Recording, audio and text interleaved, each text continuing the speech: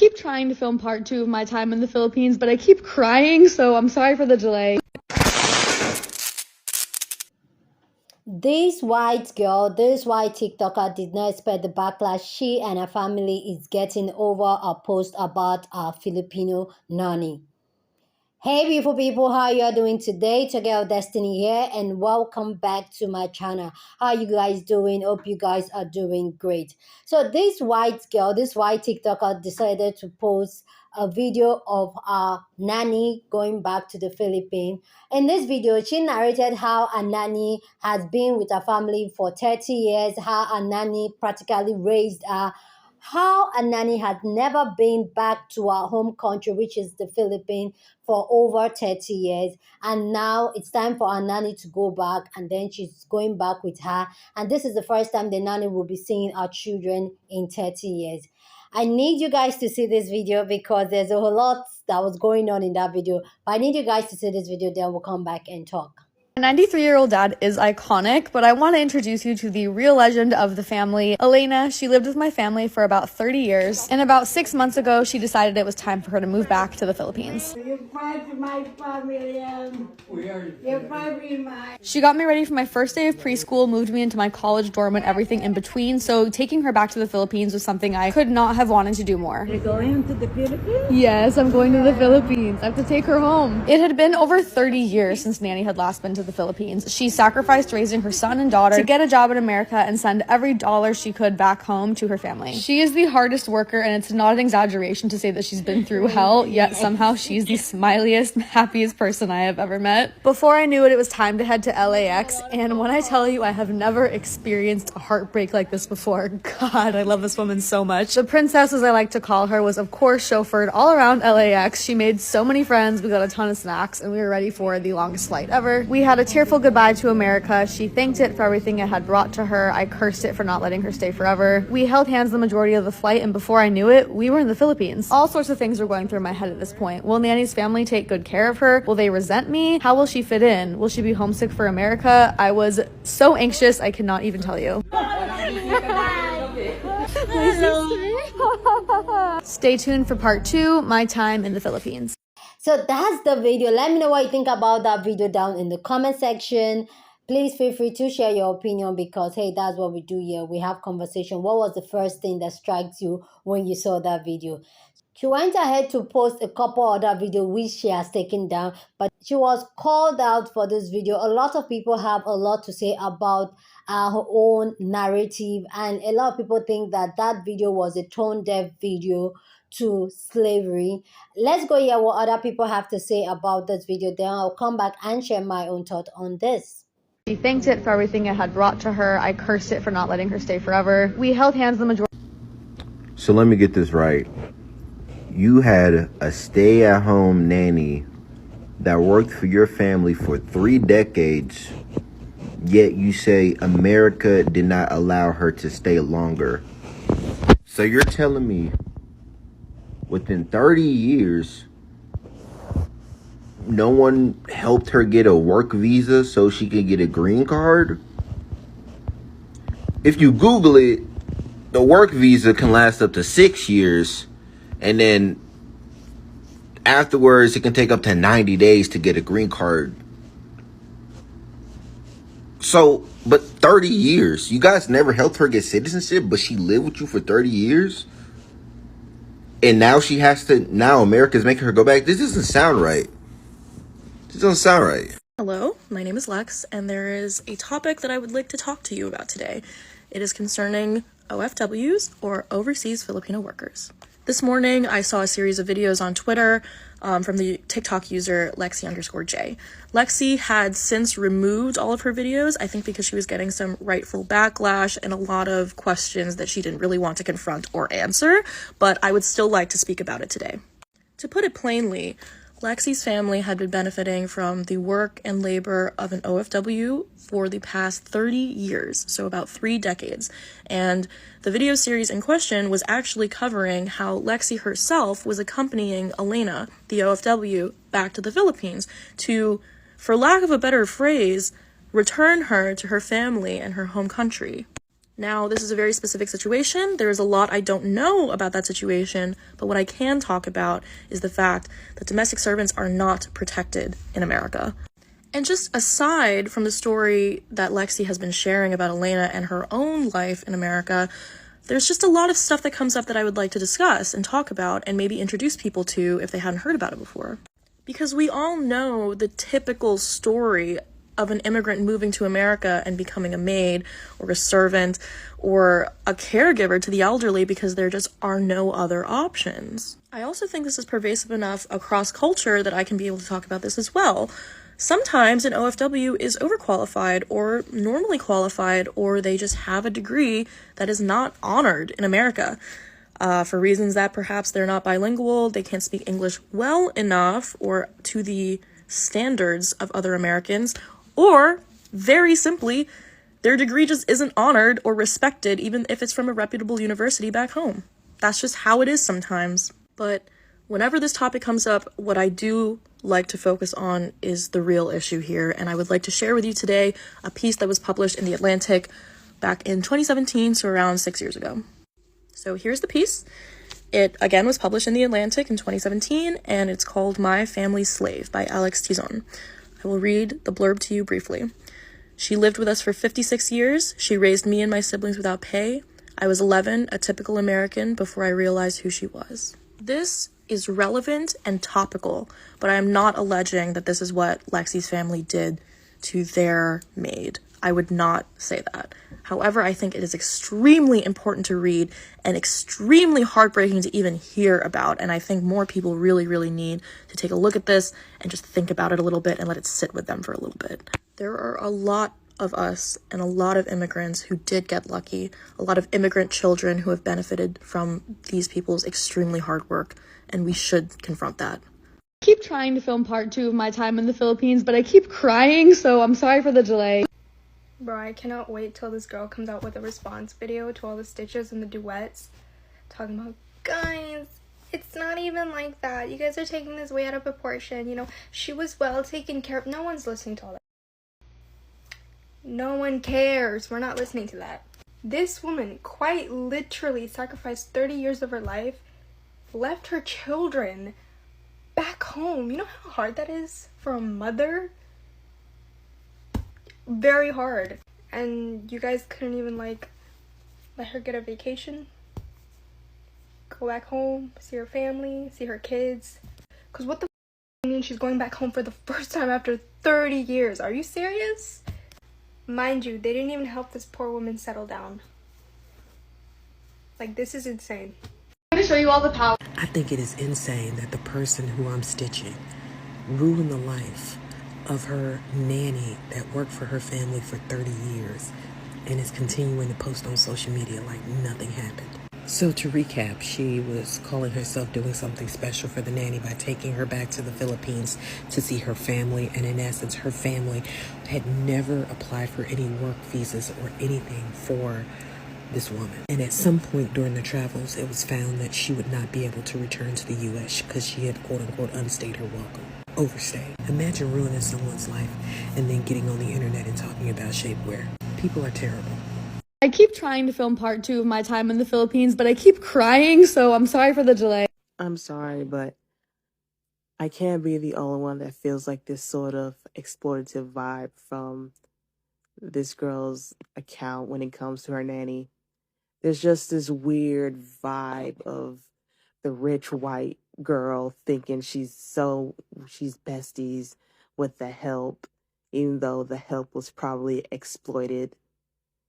You're telling me in 30 years they never paid this woman to go see her family or for her family to come see her? In 30 years? And now that she's being forced to go back home, this girl's like, oh, I'm so sad, but I'm going to film this whole occasion and shove cameras in everyone's faces, guys. I'm so sad. Something's so off. It's giving the ick. The whole Lexi J situation is a nasty reminder that women of color in the United States are only valued as long as we are being productive to white society. I think a reason why you see Black people talking about this situation with a Filipina nanny is that Black motherhood is devalued in a very similar way to immigrant motherhood. To be clear, financially supporting your family is a type of motherhood, but I'm sure that she would have rather been raising her own children back in the Philippines. Especially since one of the children who she raised threw her away after 30 years just to make some content. 30 years since Nanny had last been to the Philippines. She sacrificed raising her son and daughter. This is a terrible story about modern slavery, and the person telling it touches on all the hits. Hit number one, how this woman from the Philippines sacrifices raising her own children to raise her, the child of the master. Hit number two, this woman lives away from home, from her family, from her children, in a strange country for decades. Person telling the story, the child of the master, romanticizes that tragedy. Hit number three, she finally leaves for home. She goes with her because, she's the hero. She says how sad she is that she cannot stay in America.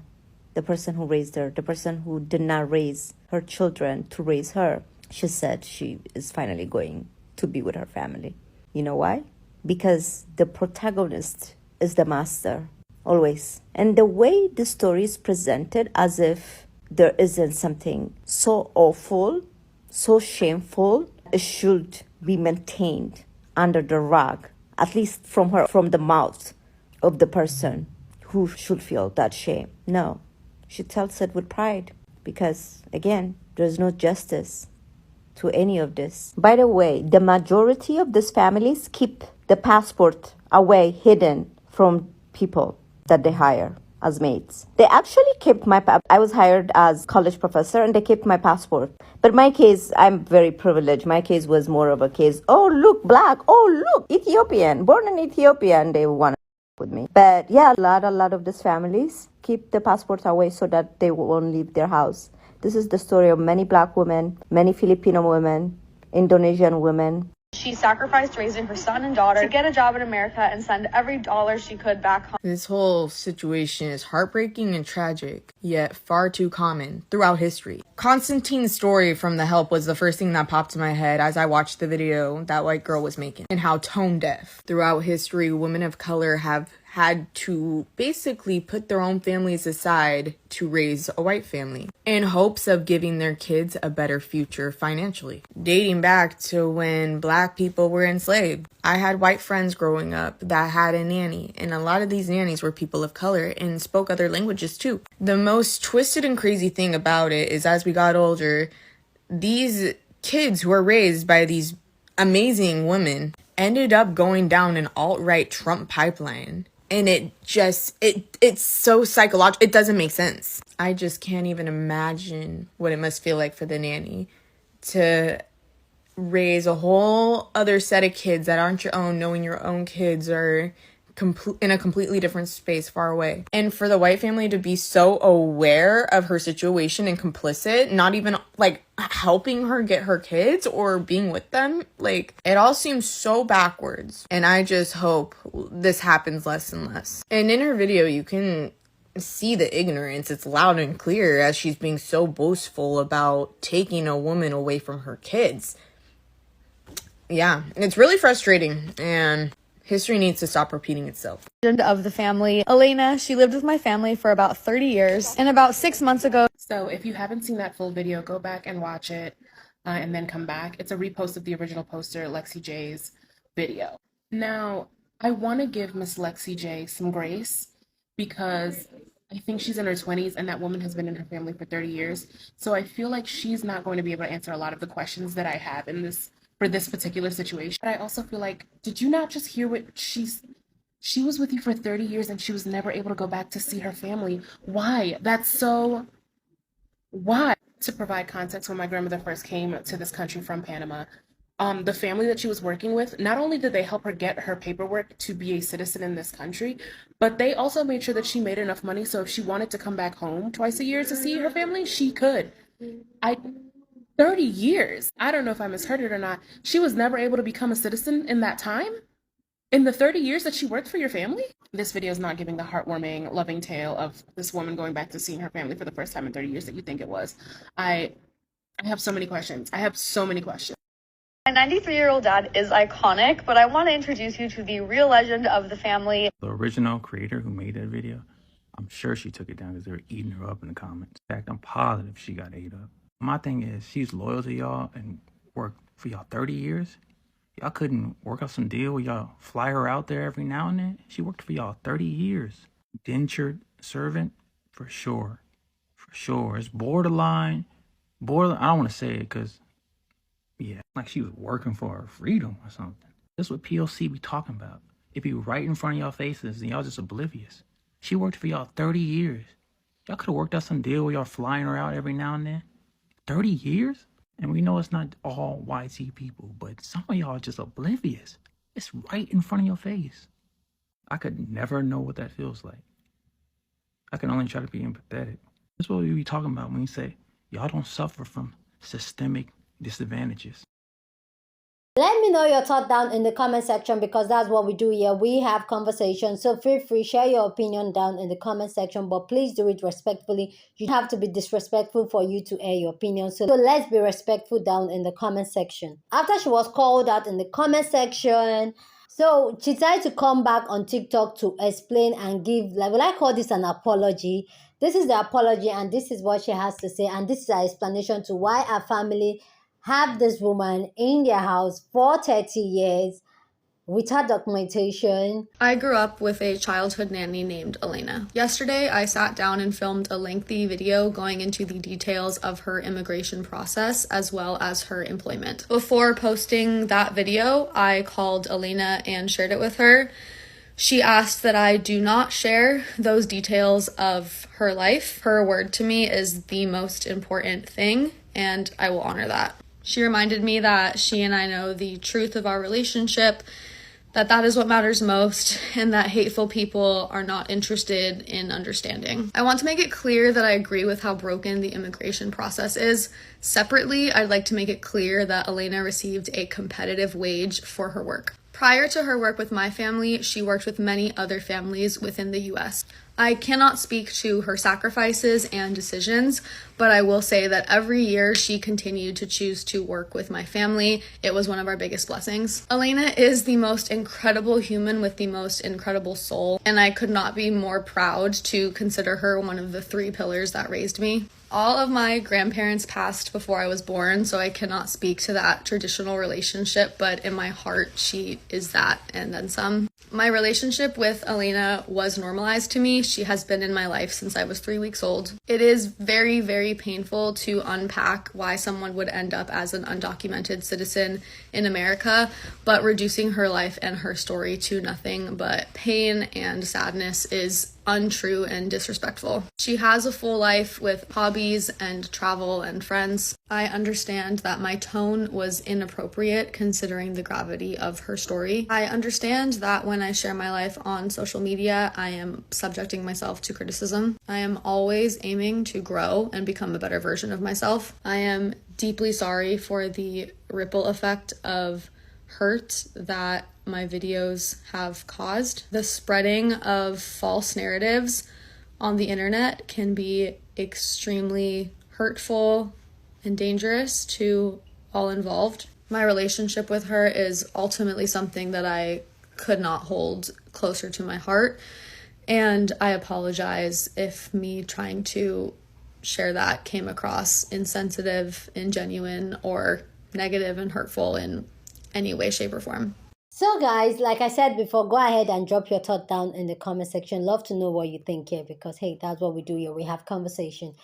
So for me personally, like, this is so sad. I feel like, because it does not make sense how this woman is stayed with this family for 30 years and still no documentation was done for her to stay in the US, or for a family to come join her in the US. 30 years is 3 decades.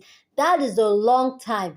And this is where I say that some white people still play tone deaf and still play like they don't know what's going on. And some people will say, oh, slavery was 400 years ago. Why are people still talking about slavery, racism, and all that? It does not exist. It exists. Like there was a video I did some time ago talking about how racism, how slavery is still going on in our modern day, and this is clearly a modern day slavery. How can you keep another human being in your space for 30 years without this human being seeing their family?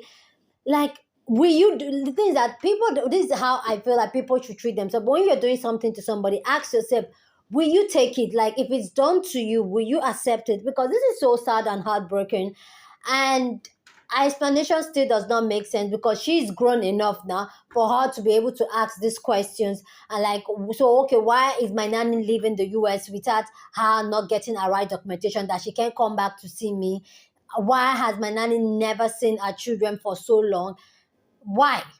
And the lady that stitch and talk about how, yes, some of all these immigrant passports are being seized by their employers.